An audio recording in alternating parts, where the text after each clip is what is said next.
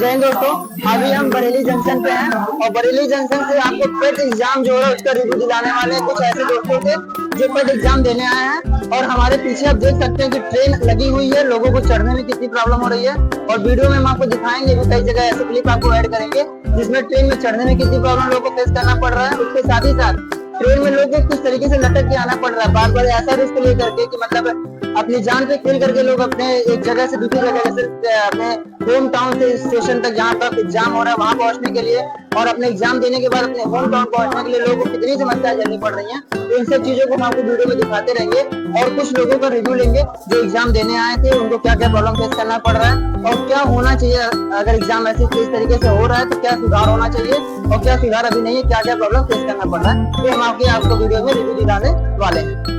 हम अपने एक मित्र के पास आ चुके हैं जिनका परिचय कराने वाले हैं और ये पेट एग्जाम देने आए हैं, कहाँ से आए हैं, कौन सा इनका लोकेशन है एग्जाम सेंटर का, वो सब इनसे पूछने वाले हैं। जैसे सर अपना नाम बताइए आप। मेरा नाम रघुवीर यादव है और मैं प्रयागराज संगम से आया हूँ पेट का एग्जाम देने। अच्छा। क्योंकि मेरा सेंटर बरेली जंक्शन के पास थोड़ी 1 किलोमीटर दूरी पे है बरेली कॉलेज में। और जैसा कि वहाँ से हमें आने में बहुत सारी दिक्कतों का सामना करना पड़ा और ट्रेन में इतनी सारी भीड़ थी। और दूसरी चीज ये है कि जो ये सरकार व्यवस्थाएं बनाई है, इतनी दूर सेंटर भेज दिए, बच्चों को बहुत सारी परेशानियों का सामना करना पड़ रहा है। इससे मेरा एक सवाल आपसे ये है कि आप प्रयागराज से निकले हैं, यहाँ आने के लिए आपको जो समस्या झेलनी पड़ी है, सबसे पहला समस्या ये कि आप आए किस साधन से हैं?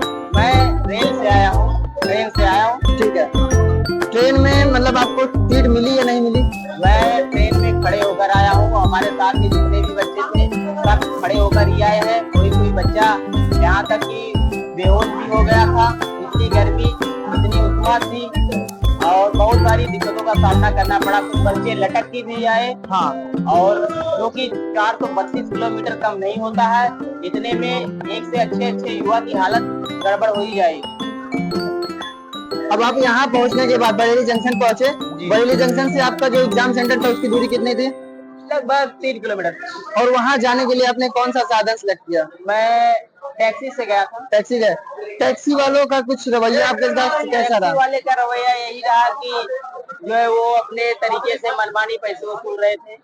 आपका डिस्टेंस कितना बताया आपने? कुछ लोग 3 किलोमीटर। 3 कॉलेज 3 किलोमीटर का लगभग कितना किराया लोग ले रहे थे मनमाना? 40-50 रुपए, जिससे जितना ले पा रहे थे। हाँ, जैसे जिससे ले पा रहे हैं, लेकिन सब लोग नहीं, कुछ लोग उसमें ईमानदार भी हैं। अच्छा। हाँ, जो अपना एक जो वेजेस किराया है वही ले रहे हैं। अगर आपको एक सजेशन देना हो गवर्नमेंट को कि किस तरीके से एग्जाम पैटर्न होना चाहिए, या फिर एग्जाम पैटर्न पे हम बात करते रहेंगे आगे, एग्जाम को कराने का एक ढंग जो होता है कि मतलब एग्जाम कितने दिनों में होना चाहिए, या एग्जाम करा रहे हैं तो उसको आने जाने की सुविधा दें, उस पर आप कुछ अपना सजेशन देना चाहेंगे? मेरा सजेशन यही है कि सरकार यदि कोई परीक्षाएं करवा रही है, इतने सारे बच्चों का एक साथ परीक्षा करवाना मुश्किल ही हो जाता है। जैसे 25 लाख बच्चे कम नहीं होते हैं तो उनको आने जाने में सुविधाएं बहुत दिक्कतें आती हैं। और प्लस दूसरी चीज ये है कि इतनी दूर सेंटर भेजने के कारण बच्चों को बहुत सारा सामना मुसीबतों का सामना झेलना पड़ता है। इसलिए सरकार को कम से कम 15 दिन में एग्जाम करवाना चाहिए। अच्छा, जैसे यहाँ तक आप आए, अब इसके लिए साधन गवर्नमेंट को क्या सुविधा देना चाहिए? ये तो मान लीजिए एग्जाम सेंटर आपने बता दिया कि कितने दिनों में करा लें, लेकिन आने जाने के लिए कुछ साधन दें, कुछ व्यवस्था दें, इसके आप क्या कहेंगे? गवर्नमेंट के पास जो सरकारी बसें चलती हैं उनको फ्री कर देना चाहिए। ठीक है। जिससे बच्चों को आने जाने में आसानी हो जाए।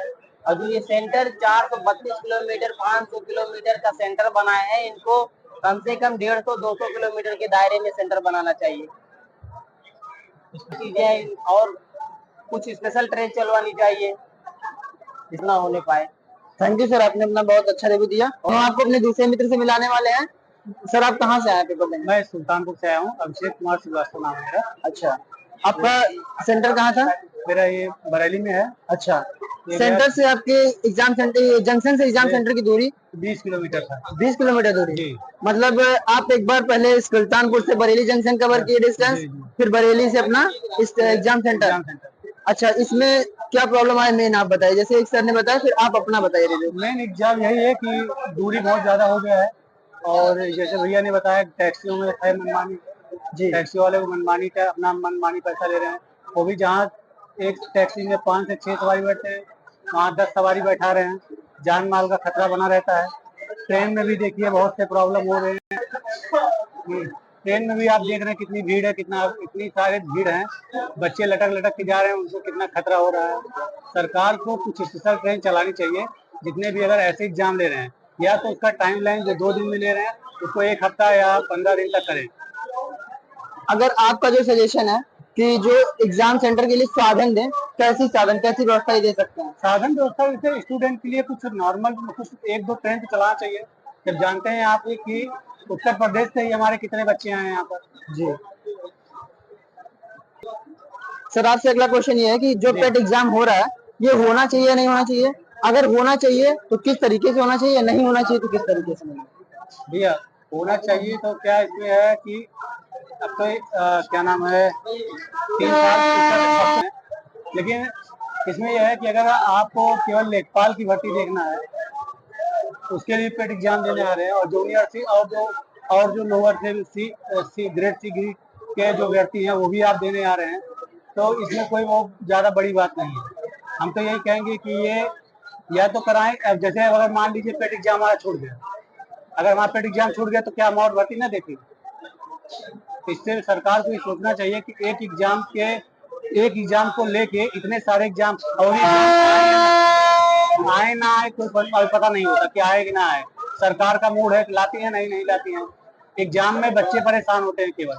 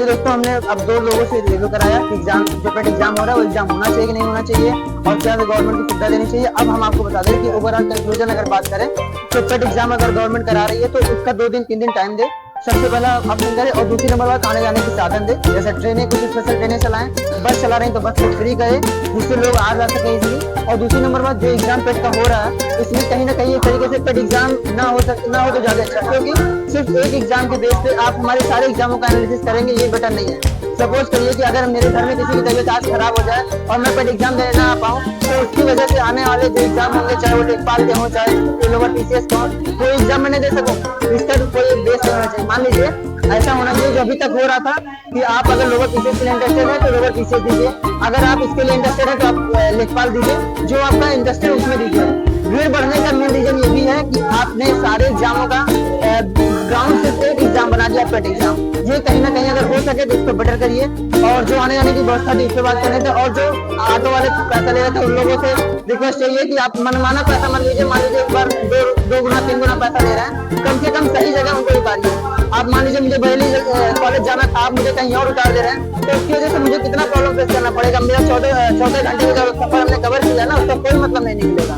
मैं 14 घंटे ट्रेन में धक्का खा के आऊंगा और यहाँ 2 घंटे लेट होने की वजह से मेरा एग्जाम छूट जाएगा, उसका रिस्पॉन्सिबिलिटी आटा नहीं होगा, उसकी रिस्पॉन्सिबिलिटी गवर्नमेंट भी नहीं लेगी कि हमने इतना दूर सेंटर भेजा, इस वजह से इतना प्रॉब्लम होगा। आपसे गवर्नमेंट से रिक्वेस्ट इतनी है कि 200 किलोमीटर मैक्सिमम हो सके तो 250 किलोमीटर, कोई भी जुगाड़ इतना नहीं लगा सकता कि जाकर के सेंटर पे भी जुगाड़ लगा लेगा। आपका कैमरा इतना एक्टिव होता है, आपकी गवर्नमेंट प्रशासन इतना काम कर रही है, तो नकल होने की कोई चांसेस नहीं होते। आप उतना व्यवस्था करिए कि लोग नकल रोकिए, हम लोग को इतना परेशान ना होना पड़े, क्योंकि बहुत ज्यादा परेशान होना पड़ता है। कोई अगर 800 किलोमीटर 700 किलोमीटर की दूरी से आ रहा है ट्रेन में धक्का खाते हुए, तो कितना स्ट्रेस फेस करके आएगा, वो एग्जाम में क्या एग्जाम देगा? आप खुद सोचिए, हमको यूनिवर्सिटी का एग्जाम देना होता है, हम रात भर 24 घंटा 1 घंटा पढ़ते थे, उसके बाद एग्जाम देना होता 5 किलोमीटर जाने थे, वहाँ डिस्टेंस हो जाता है। यहाँ 800 किलोमीटर कोई आएगा तो क्या पढ़ के एग्जाम देगा। तो रिक्वेस्ट ये है कि आप एग्जाम जिस तरीके से करा रहे हैं उसको थोड़ा और बेटर करिए, और एग्जाम का रिव्यू हम अगले वीडियो में दिखाने वाले हैं कि एग्जाम का रिव्यू कैसा रहा, एग्जाम का पैटर्न कैसा रहा, वो भी हम आपको अगले वीडियो में दिखाएंगे। थैंक यू, जय हिंद।